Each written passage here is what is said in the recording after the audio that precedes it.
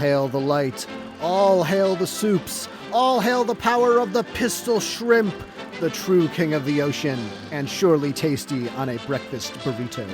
Welcome to Channel 8.5. Hello and thank you for joining us at Channel 8.5, a show about movies and TV and pop culture. My name is Joe Galena. And I'm Andrew Hanna. Andrew, how are you doing today? Joe, I'm doing great. Today's Watchlist, Volume 5. It is episode 10, Joe.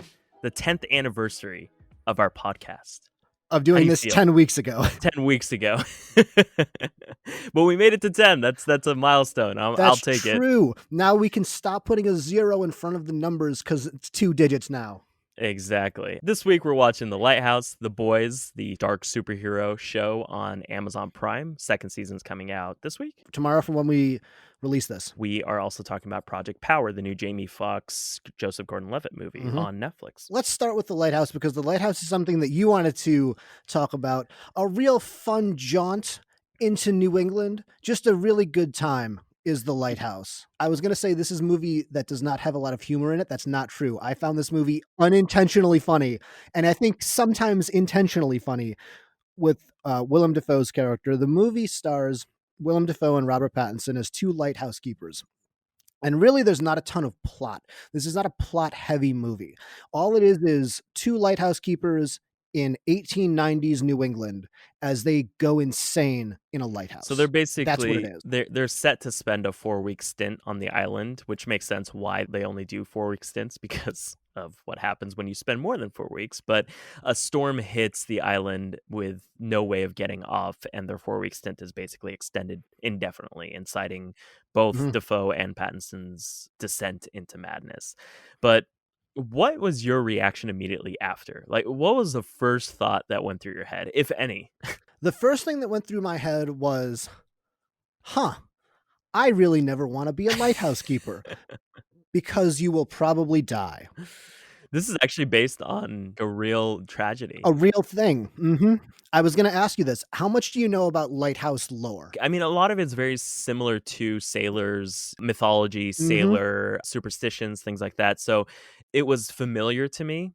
However, I will say that after the credits rolled, I watched it with 2 friends and we all just sat there in silence and then in unison just went, what the hell just happened?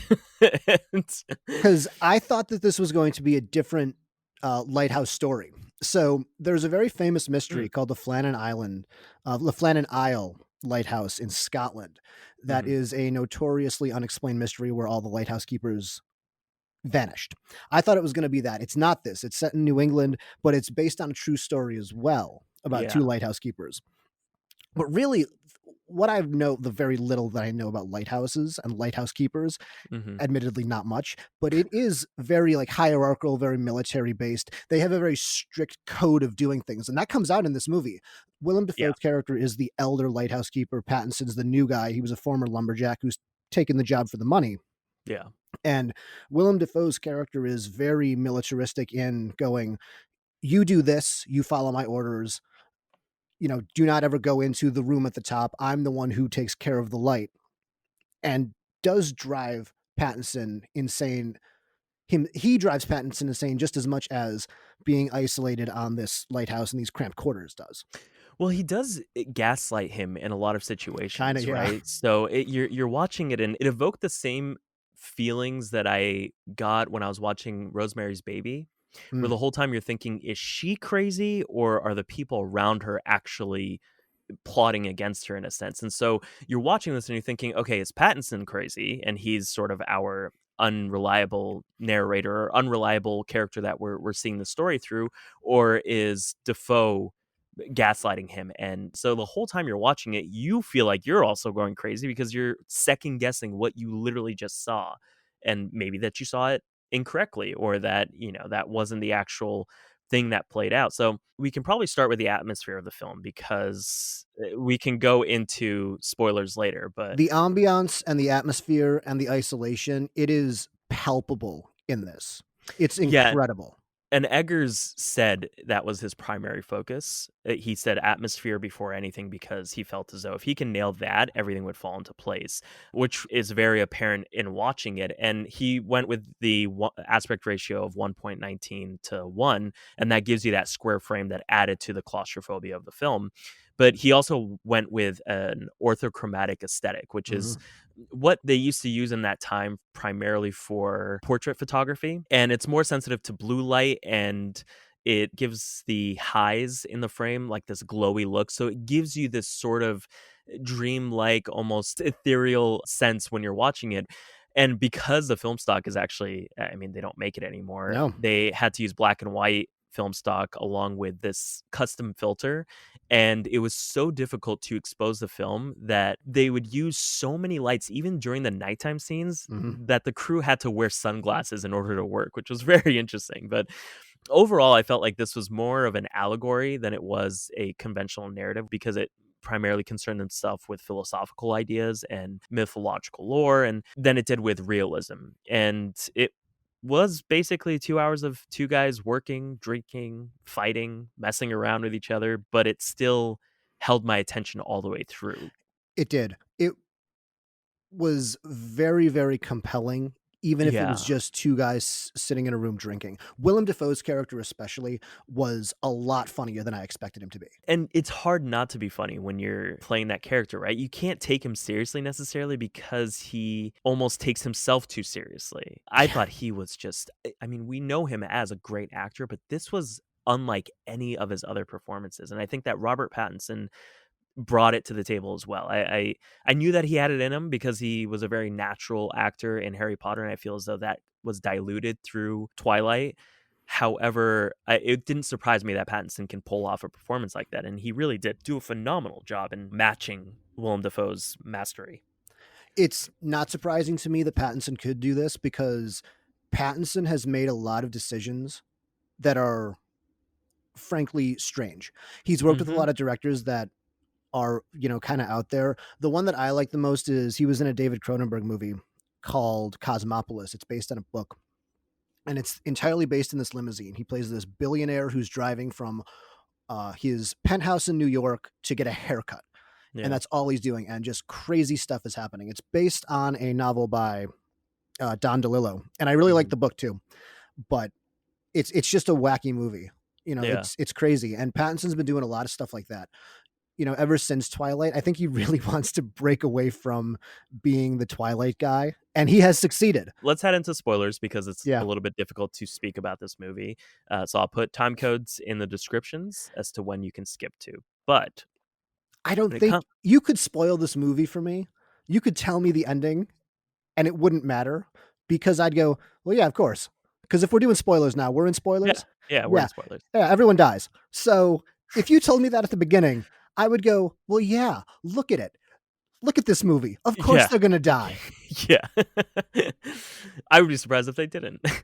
Right? Like, that would be Yeah. the giant twist. If all of a sudden it's just like see, that would be funny if that was the twist, and all of a sudden it's just like The Village, and it's modern day, and it's just 2 crazy guys in a lighthouse pretending like it's 1890. Really just go the film school short film route, and they're Yeah. both in an insane asylum. But from my understanding, so I'll be completely upfront about this. I had to look into this because my mind was so spread thin after it because I didn't know where to start as to okay, well, so many things have been thrown at me, but it seems the prominent themes were the connection between pleasure and pain, death and sensuality, power dynamics, like you had said earlier, Mhm. which is apparent when you think about it, given they're constantly secretly watching each other, as Defoe says, Mhm. abusing themselves, quote unquote.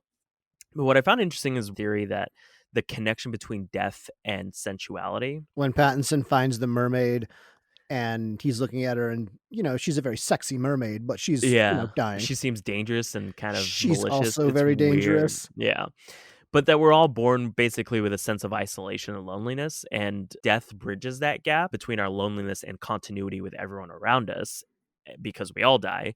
And so we share in that experience, but because we fear death and we desire that continuity, we search for it in sensuality. And that duality plays through both Thomas's, which is their characters' names, in Yeah, this they both. constant shift between intimacy and violence. Even Defoe sort of forces Pattinson to take on the more physically challenging tasks while he Mhm. knits and cooks. One of their most aggressive confrontations is whether or not Pattinson likes Defoe's cooking. Yeah. And every time they expose their vulnerabilities or almost get intimate, they immediately burst into masculine aggression. Like kind of like the equivalent of when you say something that isn't manly, you just rip your chest hair out. You know Yeah. like that Snickers commercial. But like when they're about to kiss and instead they Mhm. begin to fight. And when Defoe exposes his insecurity about cooking, he goes from being insecure and being like, "No, you like my cooking, don't you?" to this insane violent monologue. And Eggers says he wasn't necessarily Eggers is the director. He wasn't necessarily saying that either are gay, but that they're both fulfilling a need of the others. Defoe's need for control and power, and Pattinson, as Eggers says, was looking for a daddy, and he got one. But at one point, Eggers actually recreates a painting called Hypnosis by Sasha Snyder, a queer artist in the late 19th century who fled Germany because of his sexuality. And it's the moment where Defoe grabs Pattinson's arm and he sort of has the spotlights beaming from his eyes onto his. Oh, I That's didn't know actually that. based on a painting, which was very interesting. I didn't know it either until I watched this breakdown of it. But the connection between violence and sensuality is further displayed when, after Pattinson, I guess, pleases himself in Mhm. the storage shed, he lights up a cigarette. And then after every violent encounter, including when Pattinson is telling him about the story when he basically let his boss die or in a way killed him, all he wanted to do was light a cigarette. Which is something that's known to follow sex, right? And so Mhm. that was very kind of prominent throughout. As we had discussed, the film features a lot of old sailor superstitions, like the seagull containing the soul of sailors, mermaids, Yeah. and such. When Pattinson kills that seagull, he kills that bird. My first thought was, "You know what? Things are gonna go poorly for you, Pattinson. Oh, This that might was not go just great." it was so unnerving. And the seagull has one eye, and then the Yeah. head that he pulls out of the ocean has one eye. So it's almost as though the soul of the last keeper is within that seagull, and then you see the wind change. It's just This director, Robert Eggers, he has a thing with animals too. Because in his last movie, The Witch, which is also another very slow burn horror movie, he yeah. has a thing with goats in it. The Witch is about a old-timey, it's a period piece also, town that is dealing with a, Mhm.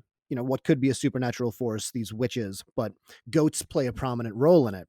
And Well, and goats are symbolic of the devil and Mhm. rams and things like that. But yeah, because even watching the trailer, I refuse to watch The Witch because I think it's demonic stuff and I just can't Yeah, I handle know you it. don't like that. Yeah, I really want to watch it because it looks really good. It's a slow burn. It's a slow burn in the same way. So Yeah. you have to have patience with it, kinda like the same way Hereditary and Midsummer are also. Slow burn horror is having its moment, and I know you weren't really into Hereditary either because it dealt with same stuff, I satanic cults, possession, demonic stuff.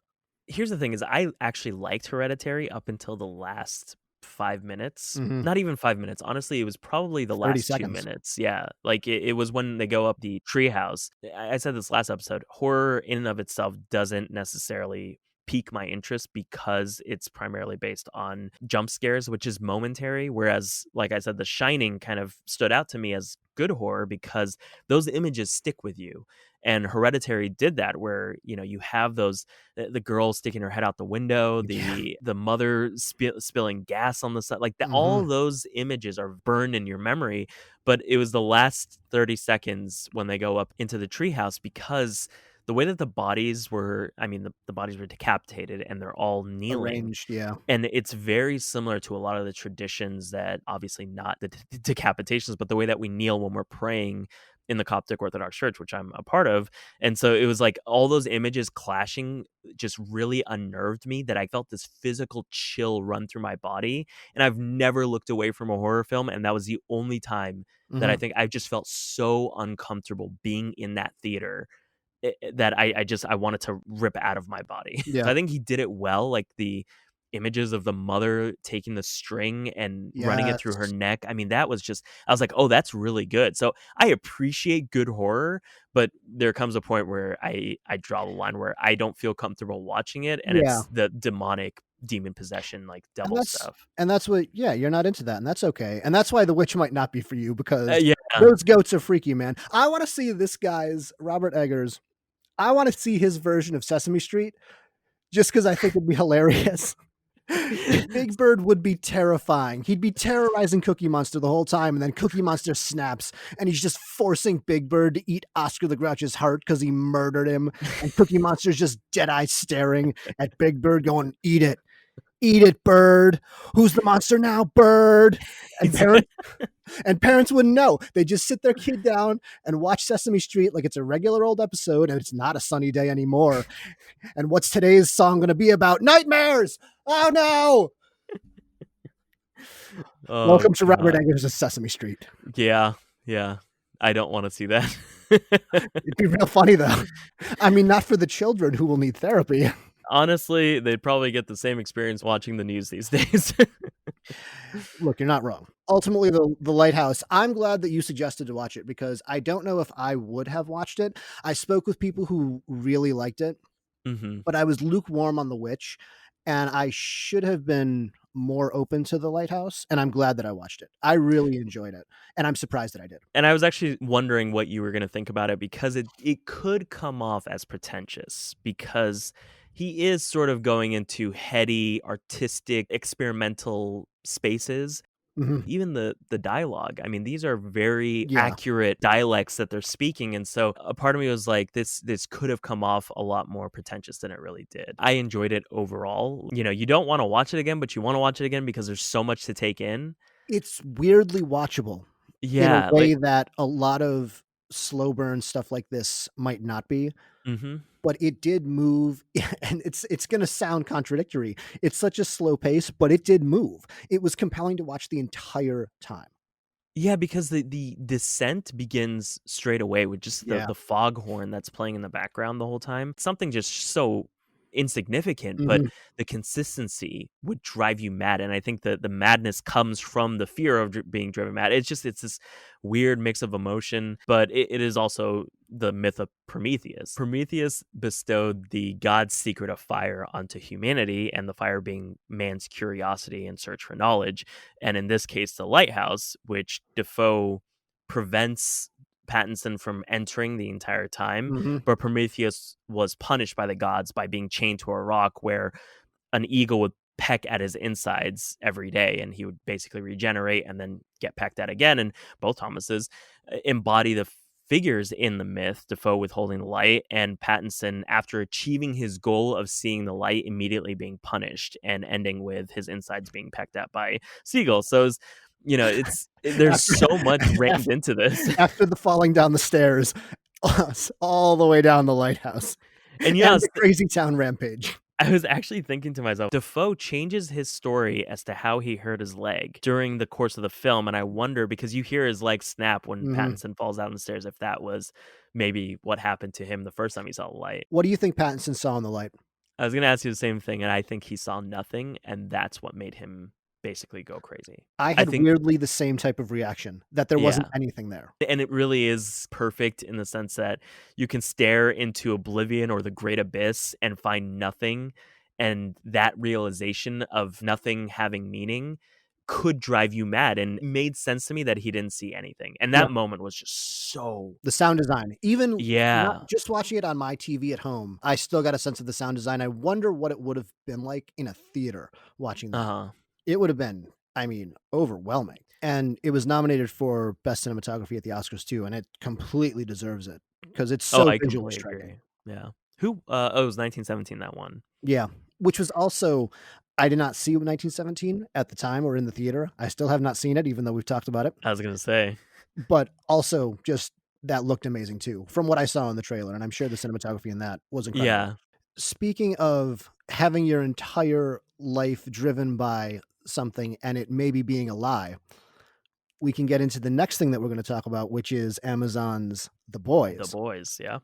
which you had not seen before. Mm-hmm. Didn't watch the whole season of it because that's fine. It's 8 episodes, they're an hour long. I get it. But again, like we said at the beginning, the new season is going to be coming out the day after we release this episode. So you listening at home, could already know what's happened in The Boys season 2. However, I watched this when it came out. You have an aversion to superheroes and superhero things, which is why I wanted to force you to watch this, because this is a show that has a hatred for superheroes also. So this was perfect for me because I do not like the concept of superheroes Oh, because they're I was gonna ask you, did you like it? Because you hate superheroes, and the entire main cast of this story hates superheroes, and the superheroes kind of hate themselves in this show. I should clarify. It's not that I don't like superheroes, I just dislike the formulaic nature of superhero films. I'll say this again, for the most part, they look and feel the same, which, okay, it makes sense. The consistency needs to be there in order to fit into the interconnected universe, especially since they all intersect in the Avengers movies. But a lot of times I find the superheroes themselves not very relatable. That's why I love the Dark Knight trilogy, because Christopher Nolan took a more dark approach and presented it in a manner that was as realistic as you can possibly get within that space. I also think that his more grim take on the genre spilled into a lot of things, sort of set the stage for the style of the Daniel Craig 007, Mhm. where it went from kind of cheesy and hokey to a little bit more dark and somewhat realistic. But I like when a film or a show plays with the genre in that way. It's why I love Deadpool. It was basically, Subverted the genre. yeah, it was a parody. And I've also always loved the X-Men movies because the underlying conflict is about being different and dealing with being a mutant in a world where they're thought of as freaks, which is important to me. When you're throwing the main characters into life-threatening situations, I need something to empathize with or a reason to care about them. And The Boys did something completely new, which I really appreciated. I guess we should probably go into the premise first. I'll set it up for you. Basically, The Boys is about a group of vigilantes that try to take down this organization of superheroes, which is this universe's version of the Justice League. It's called the Seven. And in the very opening, first episode, the motivation for the main character, Huey, who is our entrance into this, his fiance gets Girlfriend. well, yeah, girlfriend. She didn't get to be his She didn't get to be there. fiance. Yeah. Gets run through and exploded by the Flash surrogate of the Dude, Seven called A Train. that was an insane moment. And so he then gets recruited, in a sense, by this character named Billy Butcher, who is played by Carl Urban, who I love in this, He's great. in order to infiltrate the Seven to then take them down. Because Billy Butcher Don't has a tell me why has a he's going grudge. for I'm it. not going to. Okay. Has a Okay. grudge against the Seven, as well as all the other characters that they get hooked up with. There's a character named Frenchie, who is I like French. Frenchie a lot. He is very good, right? And there's a character who you've watched I 2 haven't met. episodes, right? Yeah. They meet up with some other people who you have not met. One of the characters' names is Mother's Milk. He's very good also. But you've got 2 episodes in, so I'm not going to spoil anything for you. But I'm glad that you liked this, and I'm glad that you will continue to watch it. So that's why I'm not going to get into spoilers. Yeah, and I did like it. It definitely hooked me in just the first episode. So I'll definitely continue watching because they expanded on a common theme in superhero stories where the public resists the intervention of vigilantes because no one can regulate them or keep them in check. And also, although it's being done with good intentions, leaving the concept of good in the hands of only one person or one group of people is dangerous. A ton of superhero movies have touched on this, The Dark Knight, Incredibles, and so it examines what it would be like if a superhero group was legitimized, or at least in the eyes of society, by corporatizing superheroes, where they'll deploy them to various cities in the country. There's a scene where the CEO is negotiating with a mayor about the cost of having a superhero based in Baltimore. And he says, "Oh, isn't he with Atlanta?" And she says, "Oh, we're looking to make a change," almost in the way that athletes are traded. And it depicts the monetization of superheroes and the politics involved Mhm. in a different way than, let's say, X-Men did, where the government was actively trying to suppress them. Whereas here, they have this symbiotic relationship that most corporations already have with the 'Cause government. this is what it would be like in real life if superheroes existed. It would be corporatized to death. Yeah.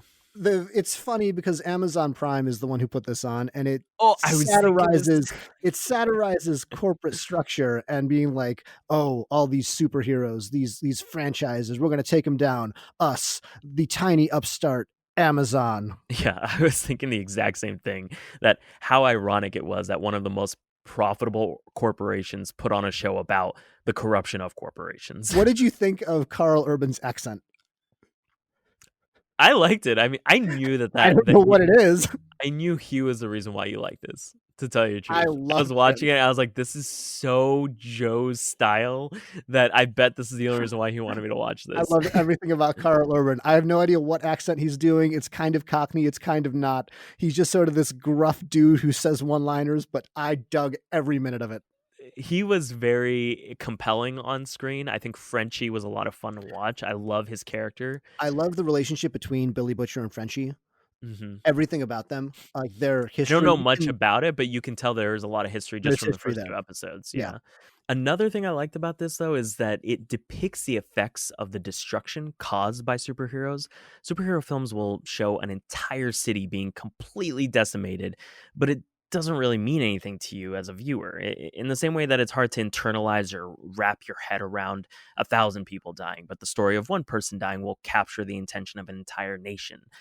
Darren Aronofsky actually said something in a Hollywood Reporter Directors Roundtable, and the interviewer asks if they felt as though the violence in their films contributes to the issues of violence in our society. And Aronofsky explains that he feels the American rating system is problematic, specifically with violence, because you can get a PG-13 rating while showing a ton of explosions and bullets flying everywhere, but the moment you show blood, you get slapped with an R rating because you're not allowed to show what a bullet can do to someone. Essentially, you can show violence, however, you're not allowed to show the consequences of violence. And that in itself contributes to desensitizing kids to violence. And this interview had to have been at least almost 10 years ago, but it stuck with me because it sort of shifted the way I thought about violence in films. In this, though, these superheroes are killing people. Mhm. Sure, they're criminals, but even that is considered cruel and unusual punishment or a death sentence with no trial. But more than that, there's actual blood and guts. And to be able to almost kill mindlessly or cause that much destruction, you have to be a bit sick in the head, right? And they So get it into that. makes sense while they're all a little bit screwed up. Yeah, in the later episodes, they get into especially Homelander and his psychology and why he is the way he is. So did Yeah. you know going in, you knew the premise, right? That the superheroes are the bad guys? Not necessarily the bad guys. I thought it would be more just a lewd version of superheroes, kind of like Deadpool. At the reveal of episode 1 then, the cliffhanger is that Homelander, I guess spoilers if you haven't seen the first episode of The Boys, when he takes that plane down, did that Yeah. come as a shock to you? No, because they already set the premise that these superheroes or these good guys are actually bad guys. Okay. So I was just waiting for the moment where he proves that. Yeah, because they try to hide that in the beginning by painting Homelander as the even Billy Butcher in the club when he says to Huey, Yeah, "We he's can't find." clean Yeah, and "We can't yeah. find anything on Homelander." So it's when he says that, you go, "Oh, well, obviously he's got dirt on him." That's not the way these stories work. Well, and even the way he looks, Homelander looks. That actor is great as that character. Oh, he is. I'd Yeah. never seen that actor before. I guess he's a New Zealand actor, Oh. but I thought he was wonderful as Homelander. The performances are great all around. I was surprised to see Simon Pegg in this and to Yeah. play a dad is kind of weird. This was gonna be a movie. So to give you some backstory, this was gonna be a movie probably about, 10 years ago, something like that. Mhm. At the time, from what I've read, maybe this isn't true, Simon Pegg was going to play the Huey character, He but would be now perfect for that. see, young Simon Pegg, Shaun of the Dead's I was literally age Simon thinking Pegg Shaun of the Dead, yeah. would have been great at it. Now, 10 years later, he plays a dad. That's so weird. But, yeah, it didn't take me by surprise that he was evil because he looks kind of creepy. He looks off. Right? He does. The way that I can't explain it. The way they do the makeup or something like that, on him, the way they have him made up, there's something about him or maybe the fake smile. Yeah, it's the fake artificial emotions that Uh-huh. he shows, the way he speaks, the booming voice and things like that, when really on the inside, I think is what was revealed in the second episode, is he's kind of this insecure pervert who's in love with the CEO. Elizabeth Shue's character, Yeah, who is it's also just great in it. they definitely touch on a lot of the issues that we're sort of battling with in society. Mhm. And I think the superhero corporation doubles for Hollywood, doubles for government, where superheroes embody everything that is good in the world. In this, they embody everything that is corrupt. I also did love the very first meeting that Starlight is in on when she first Hmm. gets introduced to the Seven. The big problem that they are arguing about is pirated Pirated movies, movies. and they Yeah. go, "This is the biggest pressing issue that we have. They have cost us $1.4 billion. That is money coming out of our pockets." It's so, Which is such a I mean, it would happen though. That's what would be the priority if that yeah. superheroes were real. And I'm not going to tell you how, the superheroes came about in this world because that's all explored. Hmm. You saw it a little bit in episode 2. The mystery of the boys, the investigation that they're going on is where was A Train going when he Yeah. ran through Huey's girlfriend. I was going to say fiance, but again, can't say fiance. Yeah. Didn't get to that point. You're going to see that when they were trying to extract information out of the translucent guy, and his skin is like diamonds, it's impenetrable. They're trying to figure out how to kill him.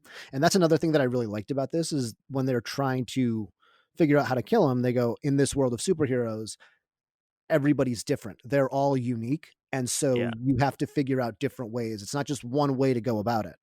It's a puzzle. Well, yeah, most superheroes are like that. They all have that one weakness, and you just Mhm. have to find it in a sense. Where in this, you don't know what the weaknesses are. But they eventually figure out that his outside is impenetrable, but his inside is not. It's funny because I came to the conclusion as soon as Frenchie did. Before he even mentioned it, I was like, Really. "Oh, I wonder if they can go through his butt."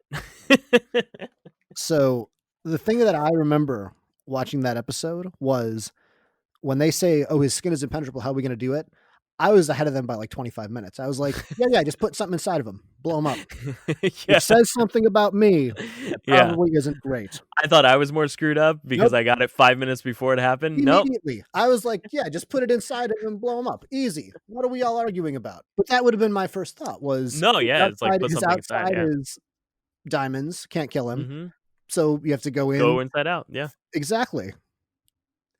Like the Pixar movie Inside Out, which was the message of that movie too, right? You can blow people up from the inside. I think you should rewatch it. I don't know that you You you know how would. you mentioned The Incredibles? Mhm. So, I have a controversial take.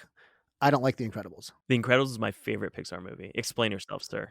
I will happily explain myself. So, Syndrome in The Incredibles is correct. The Incredibles are the bad people in The Incredibles because Syndrome wants to give regular people the ability to have superpowers. Why should only The Incredibles and those type of people who are born special get the powers? Syndrome is right, other people should have it. The Incredibles work so hard to keep other normal people from having superpowers because they want to keep the power for themselves. Now, Syndrome starts, going on a kill crazy rampage, which is why he's the villain and he oversteps.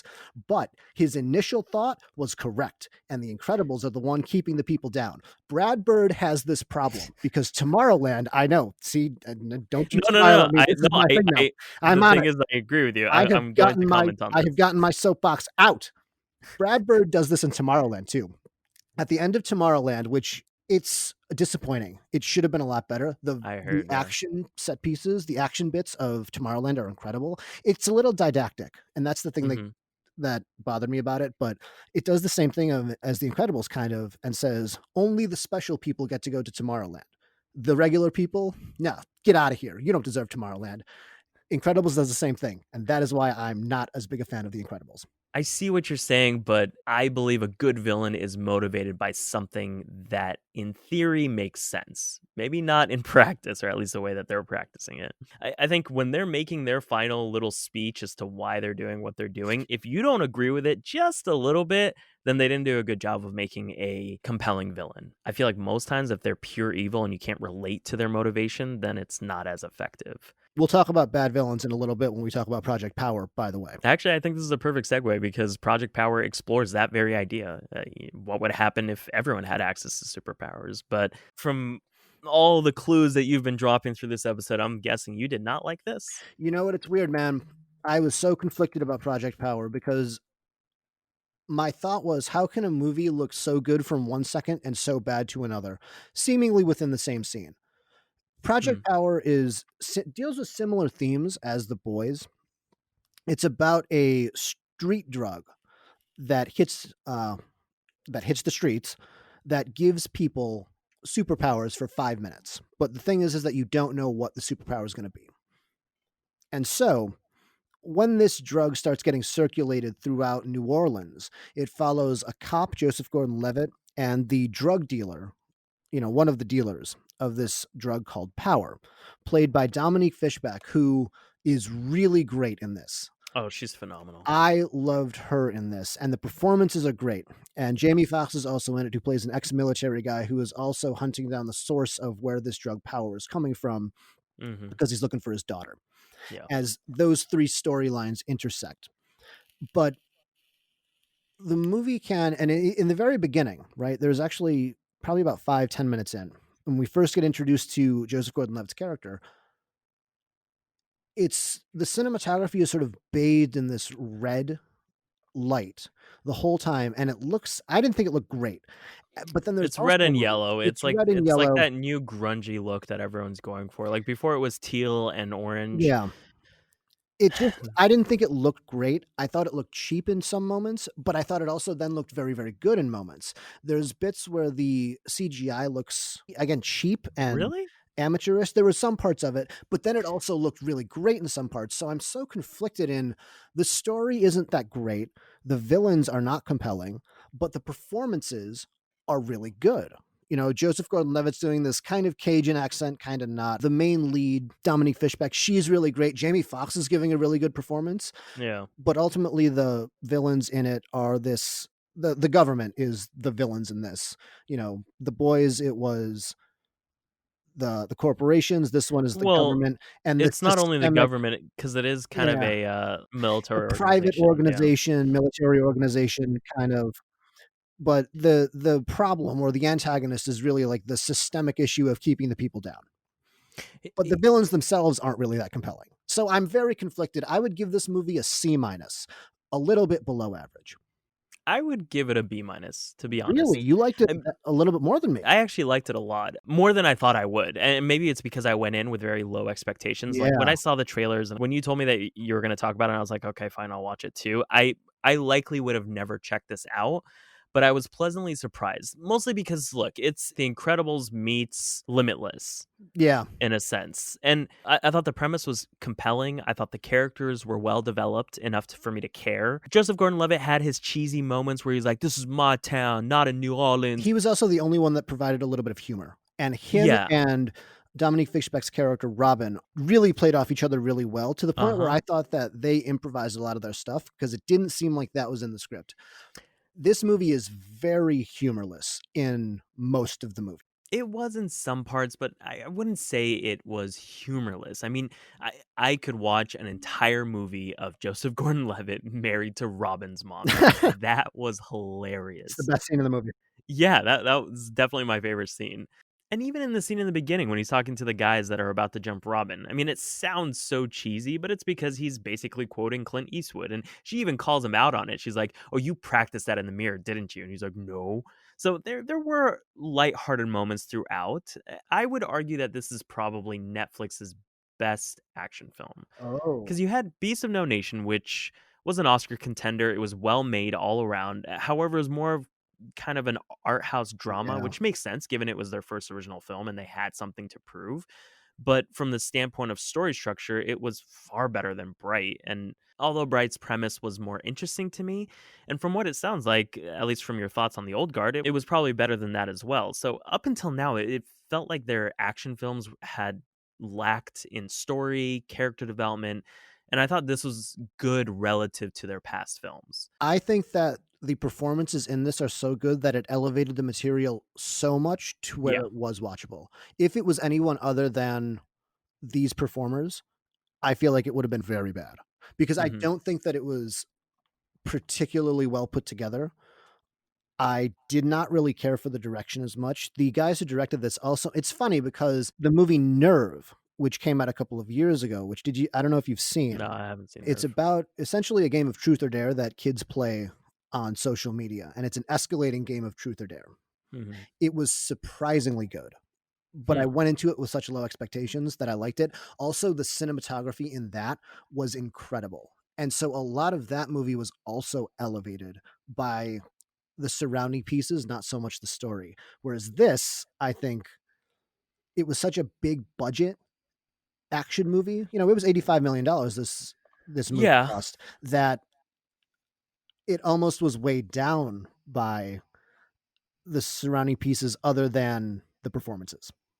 I think some of the set pieces I thought the one with the burning guy, I thought that was so cool. It looked really good. And That that's I an think instance that where was it one of did those. look good. Yeah. The other thing is I think story-wise it was well written to the point where they didn't do the thing where it was all just sort of happenstance. If you're going to show a gun in the beginning, then it has to be used later on in the story. You can't present something and then never actually use it. Or you can't just use something having never put it earlier in the story. And so you have the whole soup thing with her mother and the can of soup rolling Mhm, toward her foot when Jamie Foxx is saying please help me find my daughter, which was nice. and that moment reminds her what we do for the people that we love. Jamie Foxx's daughter, when she's walking through the lab and she's sort of kind of tired and she leans up, you see a plant come to life. And so in your mind, you're like, oh, she heals people. Mhm. So when she goes and heals Jamie Foxx, you're not like, oh, what a coincidence. They're presenting these things and then paying them off later, which I appreciate that they did. I think the fact that they didn't have her actively coming in on the action sequences, like, oh yeah, come onto this boat and help me raid this government organization. If I watched that and they did that, which other movies do, I'd be like, this is so stupid. They'd never let this girl, but they found a way to involve Sh her. She was a very proactive protagonist in that she was involved, and then they would tell her to, "Okay, stay here and be the lookout," but she would still go and do stuff. So she was a very proactive protagonist in that way. And they gave her realistic things to do. Yeah. You see that storyline so many times where, oh, I'm going to go anywhere. I think they went about it differently. She stayed in the control booth and she was helping them open the doors.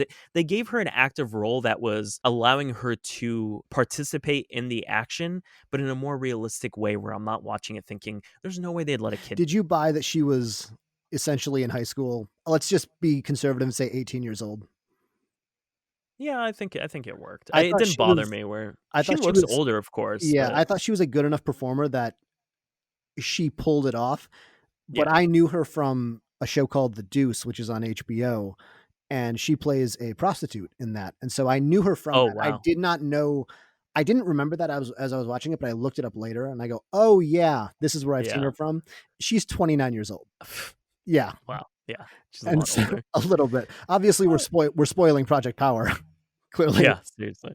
The reveal at the end then, where See, I Jamie don't mind Foxx this. see, in the 3rd act came off as a little bit too cartoonish because the whole time, act 1, act 2 are a cop drama. They're investigating where this is coming from. Act 3, it turns more into a comic booky universe with, the Blades guy attacking them, and then all of the people with the The Hulk powers. guy. The Hulk guy shows up. His daughter, Jamie Foxx's daughter, has the ability to heal people. Jamie Foxx has the powers because the way the powers work is that they take a drug and they extract it from different animals. So different animals are the source of the superpowers. He has the power of the pistol shrimp. No, from my understanding, the drug is just helps you tap into your evolutionary abilities because all these animals have evolved to be able to have these powers, and that's why it Yeah. reacts with people differently based on their genetic makeup or whatever. Because when you really think about it, animals from an objective standpoint have superpowers. Yeah. If you look at a lot of architecture and a lot of great design now is based on animals. I watched this really good documentary where it was talking about engineers will take cues from the animal kingdom. Like there was this one bullet train in Japan. It would go so fast every time it exited a tunnel, it would make a sonic boom because of the compressed atmospheric pressure, Yeah. which could be heard something like 400 meters away. And in residential neighborhoods, it was a big problem. So they hired a new design team, and the general manager of the design team just so happened to be a bird watcher. And so he redesigned various aspects of the train after different birds. Most notably the front of the train, which he modeled after the beak of a bird whose beak was uniquely shaped so as to allow it to quickly and quietly dive toward its prey.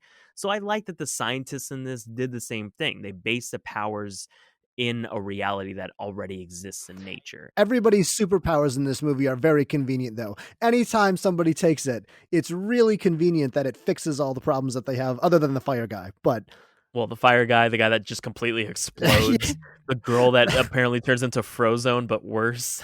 There are so many people who explode in this. The boys, too. Everyone explodes. Dude, that kid, I've only seen 2 episodes, and 100% of the episodes I've seen, the People episode explode. ends with him covered in someone else's blood. Yes. So I'm hoping that every single episode ends with him covered in someone else's blood, just moving forward. I mean, it doesn't, but that's true. Yeah. Because I was like, two wow, out of this two. 2 for 2, 100%. This guy has a weirdly high exposure rate to people exploding. Yeah. No, but in Project Power, though, I mean, you either get amazing powers or you explode. But everything, like, they don't even show. Well, you and this don't one- always explode. It just You don't it always either, explode. You know, it's the Sometimes way you that get it frozen affects to you. death. Yeah. Or you get burn marks because you're taking it. Yeah, and, or know. that was very striking. That was a striking Yeah. image of the guy with the burn marks. Machine Gun Kelly plays that guy Oh, I don't. at the beginning. He's a rapper. I know he is. Yeah. Yeah. I don't know much about him either, I'll be honest with you. Yeah. No, what about the guy who's like, what if you just take it and you get weird fingernails that grow quickly? I want to see that superpower. The guy who can just grow an amazing mullet. And that's what, Joseph Gordon-Levitt's telling the kid in the beginning. He's like, you don't know what you're going to get, which I thought was a very interesting way to present that premise. And you're just really because disappointed. He's like, you don't know what power you're going to get. You could get a crappy power like Yeah. Magikarp. God, every time I got a Pokeball in Super Smash Brothers with a Magikarp in it, I'd rage. That I thought was a very interesting way to present that rule of the world. Again, I think they did a great job structurally. It's a very simple story to follow. It's just a detective story. They're just investigating a crime. The crime just so happens to be superpowered drugs. And what I appreciated about this is that they provided clues to the characters' motivations. For instance, Jamie Foxx trying to make the little girl at the gas station laugh is a perfect way to show his humanity and his motivation, is that he loves kids, he loves his little girl, and the way that he's sort of a father figure to Robin. And she's dealing drugs because her mom has diabetes. She's got to take care of the bills. I also thought that Jamie Foxx's daughter was going to go cure her mother. Oh, she could though. That didn't even occur to me. Yeah, the moment she walked past the plant, I was like, oh, is she going to go back as kind of like repayment to her? No, Jamie Foxx just gives her enough money to pay for maybe 50% of medical care these days. That's true. Just have Jamie Foxx's daughter go and cure her, for God's sake. Save the money for college. Hey, she's got herself a stack full of money. Dealing drugs has done pretty well for her. True. She came out on top. That is the thing, though, I wanted to talk about when I mentioned earlier before of the bad villains. The villains in this are not memorable. And I think if there was one memorable villain, other than Rodrigo Santoro's 1890s Gangs of New York goatee. That was the weirdest accent. I don't even know what accent that was. I was like, oh, he's French. No, he's Spanish. Wait, is he Swedish? I mean, it is set in New Orleans. It could have been some sort of Creole Cajun mixture. I know those are two different things. Don't get mad at me. But you know what? New Orleans. Maybe that was his superpower is the ability to change accents constantly. When we talked about Bad Boys for Life, I mentioned that Miami is the best place for crime stories. I think New Orleans is a close second. I love New Orleans as the setting. They didn't explore a lot of New Orleans in this. It could have taken place anywhere in any port city, but New Orleans could have been a bigger factor in it. I love New Orleans as a city. I actually think this is becoming more of a trend where it's no longer only taking place in LA and New York and Chicago, because you saw, I think it was Atlanta in Baby Driver. Well, that was done because Atlanta gives those sweet, sweet tax breaks. True. So does New Orleans. They could have said it was LA, right? Like easily, right? So it's, setting it in different cities in the Midwest and things like that is becoming a little bit more commonplace. I really did enjoy it. I thought it was written well. It was not written funny enough to justify the reveal that he has the powers of the pistol shrimp. I don't mind that It was joke. not you that is so Because ridiculous. when you think about the pistol shrimp, I mean, that is kind of a really cool power. The word pistol shrimp is goofy. It's a goofy thing to say. I have the powers of the pistol shrimp. It should have taken the tone of that reveal and stretched it out, kind of like a Tarantino movie, right? Tarantino Yeah, movies have that tone. Maybe it's unfair for me to compare this to a Tarantino thing. So completely unfair, but that's okay. completely unfair to reveal the powers of the pistol shrimp. It didn't earn, like, it should have been funnier. If you're thinking about it that way, then I think yes, maybe they at least acknowledge that this is kind of odd. Yeah. I didn't mind that much. It didn't bother me to the point where it pulled me out completely. If anything, I was like, oh, that's actually a really cool power to have. I know you don't Well, like it. it also kills him. It And then he does, has to be right? brought back to life by Yeah. his daughter. I also like when they take the pill and it interacts with their blood and The things like that. And biology, yeah. yeah, the biology aspect of it, I thought that was really cool. Yeah, the eyes, the pupils will just Yeah. split apart. It was cool because the whole anticipation every time someone takes a pill, you're like, oh, what are they going to get? Yeah. And so I thought that was cool that they built that up where it didn't just kind of come out. You got little clues in the way that it interacted with their blood. Like the girl that turned into ice, you see her Mhm. blood start to crystallize in a sense. And that was done very well. It was directed well enough. My issue with the direction, though, is that it looked like an Instagram content creator shot this, Yeah. where everything is overly color graded. There are a lot of gimmicky shots. And that's all good and well if that's your style. But I more so take issue when they're using that style for the sake of just looking pretty, but then neglect allowing the cinematography to contribute to the storytelling. There didn't seem to be much thought put into the film language as much as just making it look pretty. And look, it's an The action film, but the thing that they broke out on was the documentary Catfish, which I don't oh, know if you've really? seen. Yeah, so No, I they did haven't. Catfish, and then they did Paranormal Activity 3 and 4, and then they did Nerve, which I think Nerve was a big hit. Nerve made a bunch of money. It was surprisingly Interesting. good, but that aesthetic is their wheelhouse, is documentary style, shaky cam. Again, No, and Paranormal Activity 3 and 4 kind of aren't that, but Nerve very much was. I'd like you to watch Nerve. Nerve is shot really well, and the mhm. cinematography is really cool. I think it does fit with the Instagram content creator, Yeah. they're doing this on the internet aesthetic though. So it does fit thematically and narratively with the movie, whereas this one kind of didn't. Yeah, it wouldn't necessarily bother me if it fit the story. The other issue I had though was probably with the writer, who I thought did a great job structurally in providing motivation for each character and all that, but Robin wanting to be a rapper is so cliche, like 1990s inner city high school movie cliche. A line from a J. Cole song popped in my head when she was rapping in the classroom scene. J. Cole says, I turn the TV on, not one hero in sight unless he dribble or he fiddle with mics.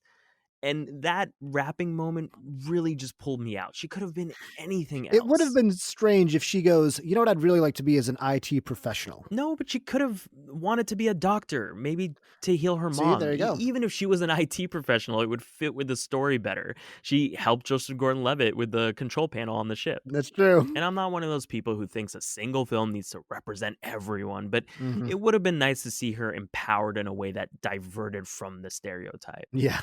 But other than that, I thought it was good enough. So you would recommend this to somebody? I would, I don't think. as like a loose, like if you're doing nothing one Friday night, throw it on. I'm not saying you need to see this. You can probably go without seeing it, but I liked it enough to where I was like, oh, this is worth watching.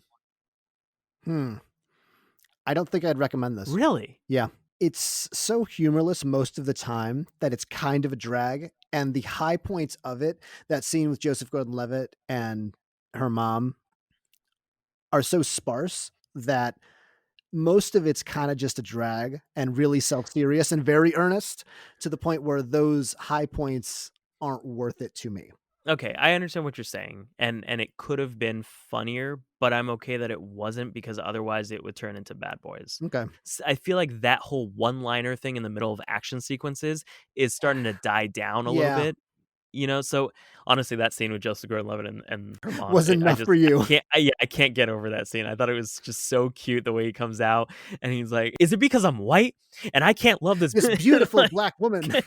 I thought that scene was just, it was adorable seeing him just in that space, and I am there for that, you know? Are you willing to say that on camera? Honey, get the Yeah. phone. Say that. Say that on camera. Did they say that they have a warrant? And then she pops into frame and she goes, no, they did not. Yeah, yeah, Exactly. like, yeah, I agree. I would have wanted to see more of that type of humor, but I feel as though it was enough to where I didn't feel they overdid it and they didn't underdo it, at least for me, The tone personally. shift of in Act 3, though, is what got me. It was such a jarring tone Yeah, shift that I think that's why I felt like it could have needed maybe a little bit more of a lighthearted tone yeah, in the beginning to justify that. I agree. I think that wears off toward the end. Mhm. It takes itself seriously all the way until the last moment. So I can agree with the third act could have had a little bit more humor where it's not perfect. I'm not saying it's a great movie. It was so much better than I thought it was going to be. And it wasn't a waste of time, in my opinion. It wasn't a waste of time, but there's better things that you could be watching, like The True. Lighthouse. Speaking of lighthearted romps. Yeah. Real lighthearted. But that does it for this week's watch list. If you've seen any of the movies we've discussed, The Lighthouse, The Boys, or Project Power, let us know what you thought. Especially Project Power, I'm curious to hear what you guys think of it. Did you agree or disagree with anything we discussed? Let us know on YouTube, Instagram, or Twitter. You can find all those links on channel8.5.com. That's channel8.5, completely spelled out.com. If you enjoyed this episode, please consider liking and sharing with family and friends. We have new episodes every Thursday. Until next time, my name is Joe Galino. And I'm Andrew Hanna, and this is Channel 8.5.